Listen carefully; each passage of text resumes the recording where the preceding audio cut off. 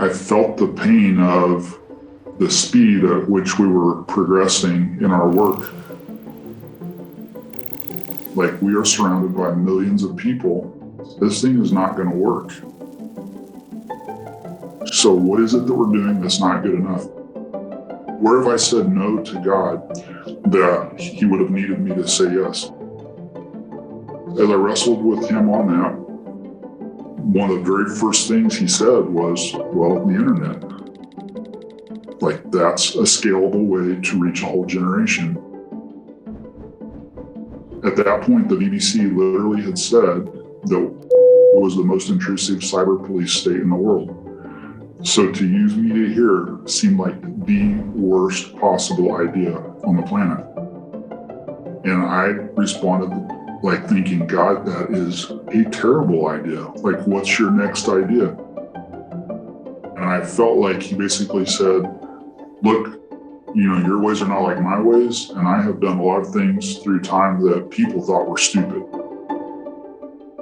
And basically he left me with this horrific choice of, hey, you can keep doing what you've been doing, and truthfully, people will probably pat you on the back for it, or you can do what I'm showing you to do that might actually get this job done.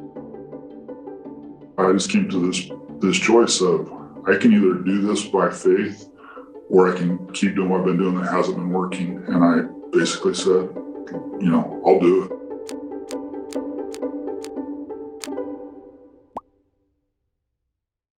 A typical worker on the field, normally they're making friends, they're teaching things, they're serving the community, they're trying to build relationships, but that's a very slow process, and you can only meet a certain number of people.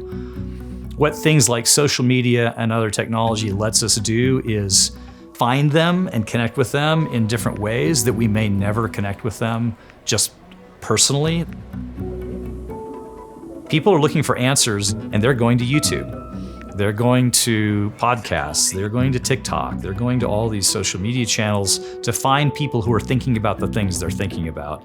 The church has to be in that somehow.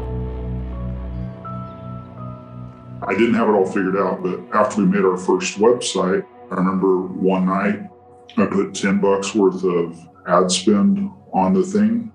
I had a local believer who let me use her real name, and she made this little ad that said, I am so-and-so, a believer, and have encountered the Messiah. That was like one of our very first ads, and it was like they couldn't not click on the thing. The first hours that the thing ran, we had, I forget, it was like 60 or 90 people that came to the website.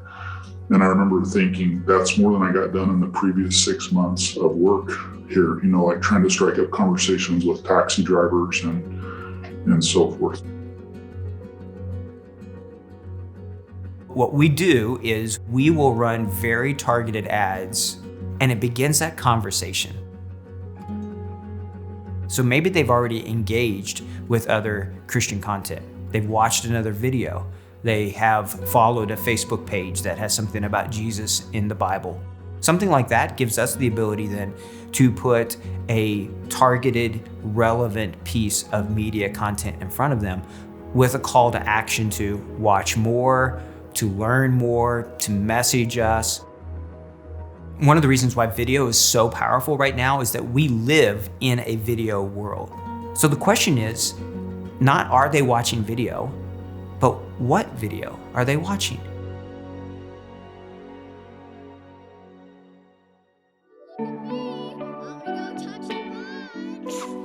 All of us relate most strongly to characters or stories that are more closely connected to our culture.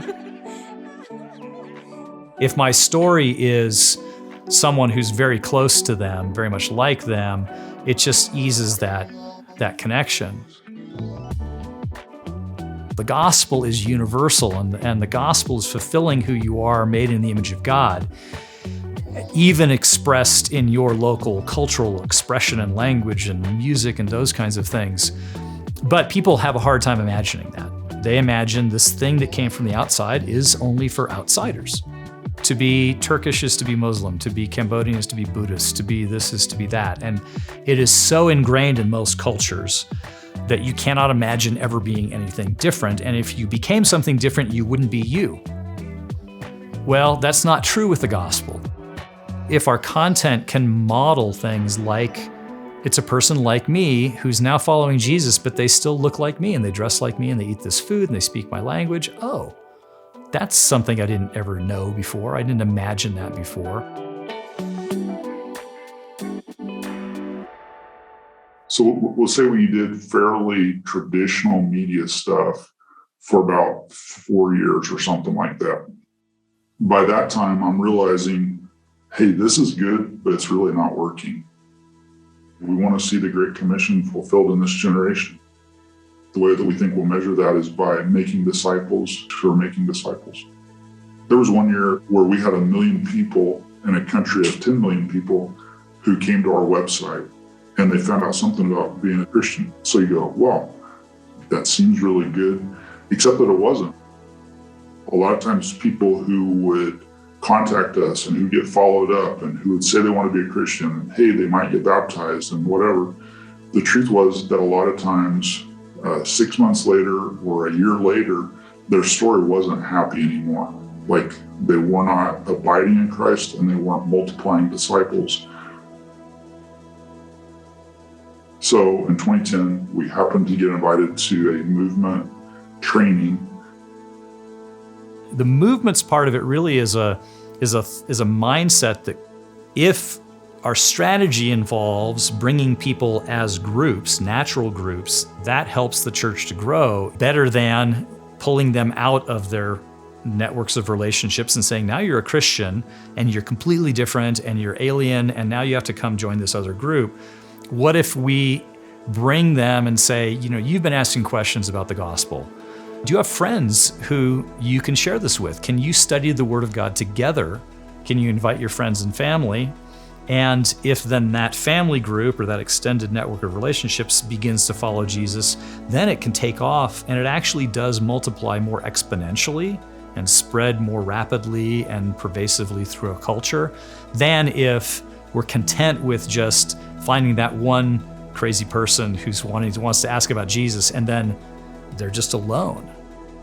If we can all be thinking about the goal being reproducing groups of reproducing disciples that can form movements, it seems like a good biblical way to think about it. Basically, the more I learned, the more I realized we have overcomplicated stuff. We have taken too many things upon ourselves as disciple makers, and we need to just build people into the Word of God so that they can in turn build other people into the Word of God. Repeat, repeat, repeat. So we started trying to change our media stuff starting then.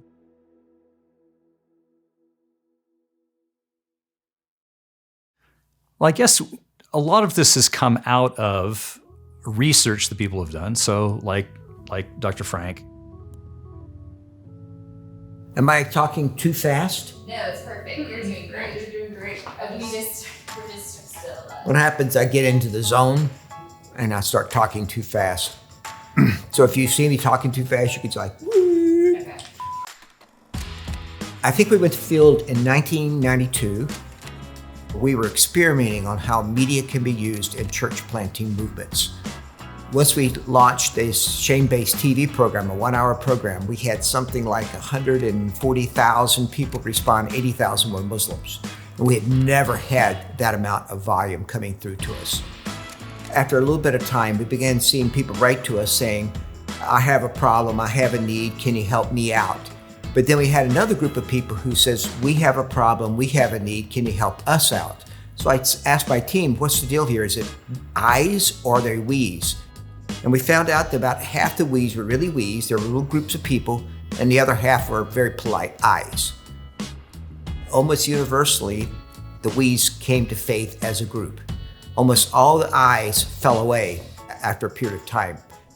Suddenly, as I read through the scriptures, major pieces of the Bible all started coming together in ways that I never understood before. Probably the first place that I started was Matthew 13, the parable of the sower. If you just look at those, these are all individualistic seed. Seed all by itself in a road doesn't go anywhere. Seed in the rocks doesn't go anywhere. It dies quickly from persecution. Seed thrown into thorns is also out of the seed community. It's in with the weeds. And they quickly fall away. And that's been the experience of a lot of field workers, that when individualistic conversion occurs, the long-term results is actually paltry. But when you have seed sown in the field, which was the fourth one, it ends up being the natural place by which seed grows. But it grows with other wheat. And as a result, it grows up and it becomes fruitful, 30, 60, and 100-fold. Community is hugely important to most cultures. They're not individualistic. Everything is done through the eyes of who am I now in this group of people. And if I become a follower of Jesus and I'm pulled out and I have nothing, that's a big ask for us. And if that's the only thing they see, it's a big challenge. So can we create content that emphasizes that? Look, it's groups of people like me worshiping Jesus. That's a really cool thing. I can imagine that now.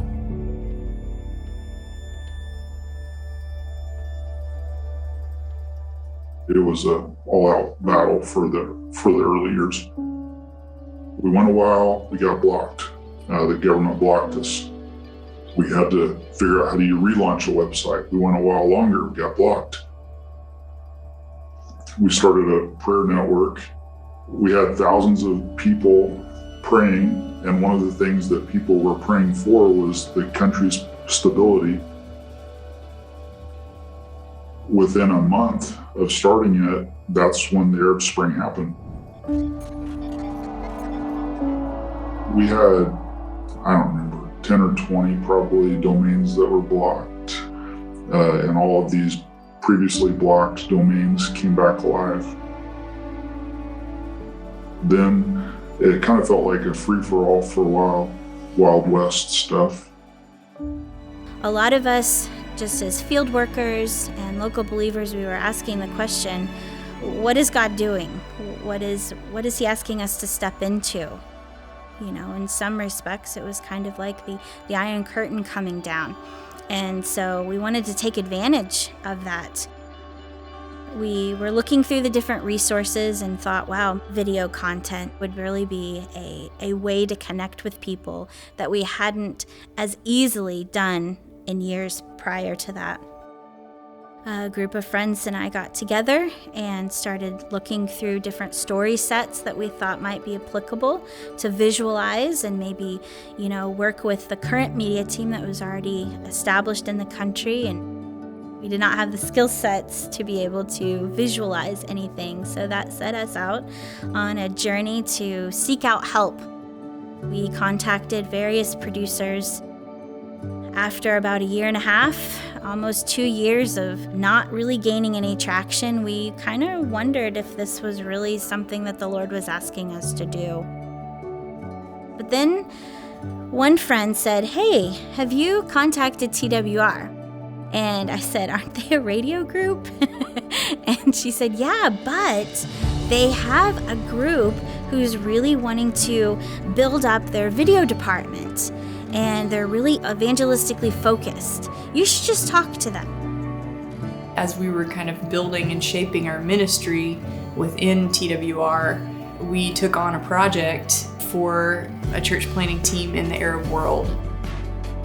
We just started working with this team to just explore opportunities of what that could look like, and we eventually landed on a set of animations, a Bible story set. The team at TWR Motion brought to life, visually and contextually, the Bible stories in a way that was digestible, it was palatable for our people group. Their dedication to biblical accuracy as well as contextualization continued to encourage our small team, and we created something really beautiful.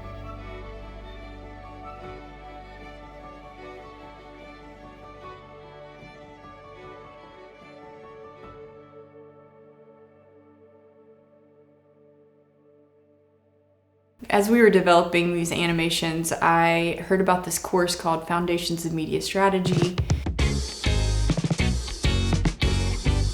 That really is intended to be a paradigm shift for media entities, church planting teams, different kinds of people in the ministry world to help them think about how they can leverage media to serve disciple making. There was a group in North Africa who was starting to do some things, just really getting started. I talked with them, I talked with Frank, and what we felt was we could serve the global body if we created content that started introducing these ideas, some language that we could share. Tom Kazoyan, who was teaching, who I didn't know at the time, he started to talk about, just in one of the sessions, this animation series that this church planting team in the Arab world was developing. And then he showed like a couple images, and I was like, that's our artwork, like what in the world? And so he was talking about how the church planting team was planning to use the content that was being developed, which I had never really heard the full strategy of how they were planning to use the content on Facebook and using social media ads to engage the culture, but then with the plan to not only just engage them with the gospel, but to follow up with them face to face. They had this whole system that I had no idea about. Like, I didn't know that this was a thing that church planners did. Media to movements is a strategy. You use this media, you use marketing tools, Google, Facebook ads, Twitter, whatever it might be for that group, to try to put that content out there in front of people. And then you give them opportunities to know more, to maybe get a Bible, to send in a message, to comment. And this begins an engagement that starts online that we hope will lead to offline. And so then we have local responders, people who are moderating these comments, who are speaking back to them, who are praying for them in that local heart language. And then when that person's ready, we're not trying to push, but when they're ready, we give them those opportunities to meet someone locally, a local believer. And so the goal is to start online, but to end offline. After sitting in that course, as I started to talk with Aisha, she was like, yeah, that's what we do in this part of the world. I just started to really understand how our content was going to be used, which made me want to kind of bend over backwards to help that team even more than just developing the animations. Like, how can we supply you guys with ads? How can we get graphics to you that you can use on your social media pages? Like, what do you need? Let us help you with the bigger campaign, not just the videos.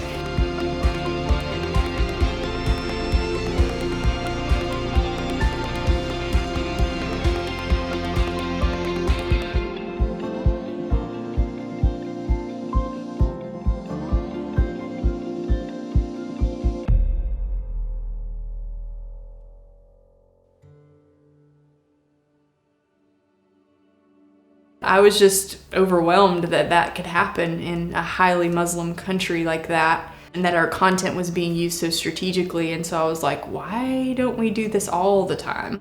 Are there other church planting teams out there that we can work with, that we can supply content to, who are doing these things? Because this is what we want to do. We want to make disciples. It wasn't very long after we started getting kind of like disproportionate fruit for the region that people already started asking us, hey, how are you doing that? What are you doing? For a while, we were just trying to tell people and help people here and there. And then we decided, well, we'll try to package it a little bit better.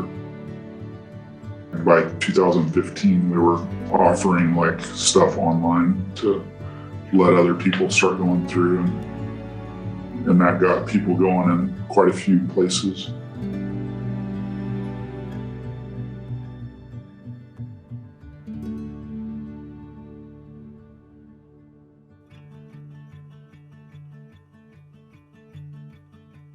We did tourism.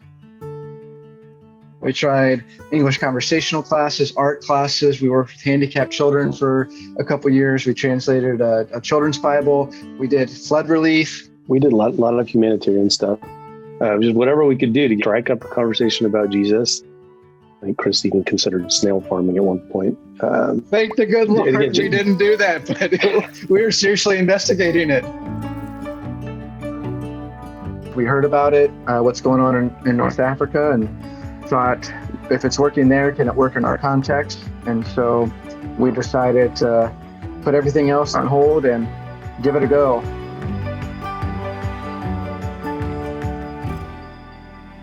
We spent, 6 to 9 months learning the process, learning how to create a Facebook page. We've never done that kind of stuff, let alone content or the whole entire strategy. We had planned to do a 30-day launch to see how it worked. We chose the theme of dreams and visions because we know believers that have come to Christ through that. A large majority, especially from a Muslim background, had a dream or vision of a man in white. And so that was some of the video content that we created or the questions that we asked for that first campaign. Are you one of those that have seen the man in white? We didn't even run it for 30 days because at day 20, we were overwhelmed with the amount of people that were responding. And so in that first 20 days, we had more engagement with spiritually seeking people than we did in the first 10 years combined. And again, it wasn't from a lack of effort. It's just that this particular tool allowed us to move from not only fishing with a fishing pole, but now also fishing with a net.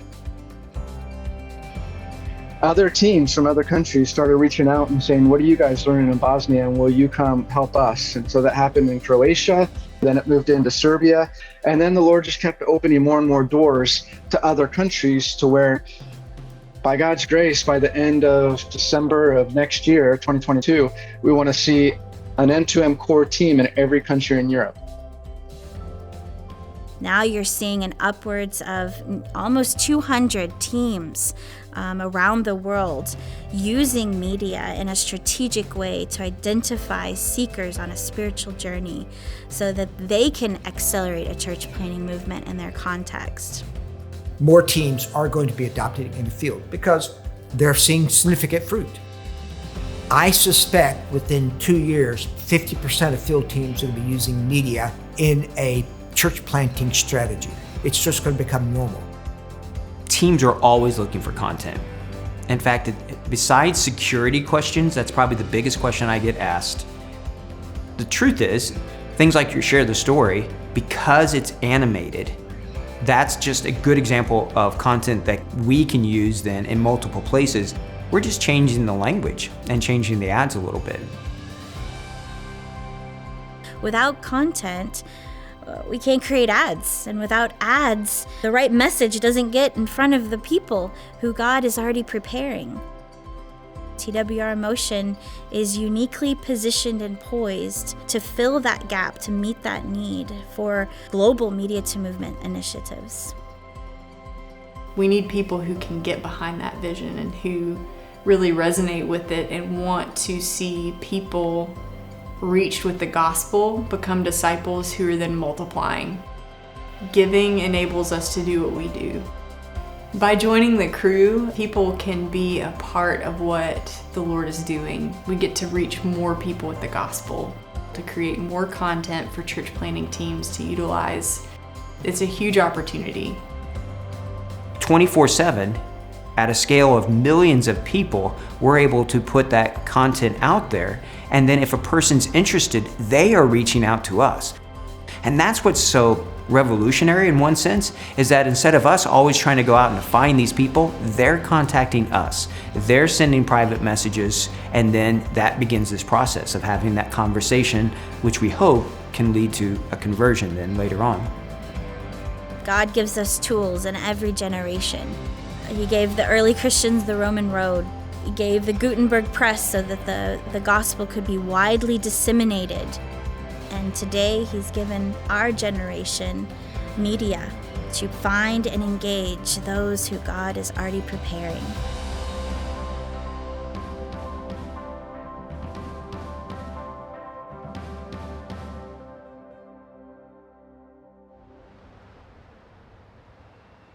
Let's just say we want to see the Great Commission fulfilled in this generation. That's what we want to see. We're all in. We might fail, but man, let me fail doing that. Like, that's exciting. A 65-year-old guy who called in and was talking to our local partner. Our local partner said, "Hey, do you know any other Christians?" And the guy said, "No, I don't know any. I mean, except for the 2 guys that I led to the Lord." I thought, man, that is awesome. That's the good stuff right there. If we're somehow able to help people or connect with people who are disciples who are making disciples, that's how the job will get done.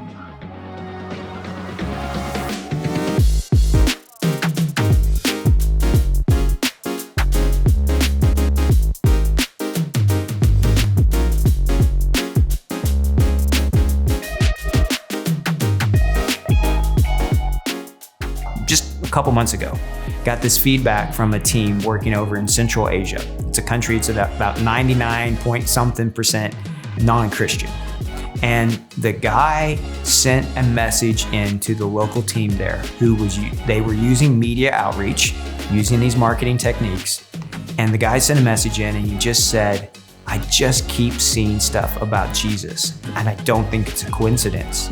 And so he sent a message to the team, and they met this person. They got a physical Bible in his hand, and they began a process of walking him with and in faith to Jesus. And now this guy is in turn turning around, sharing with his whole family and his extended family about how to follow Jesus as well. So that's just one, but it's happening all the time, all around the world.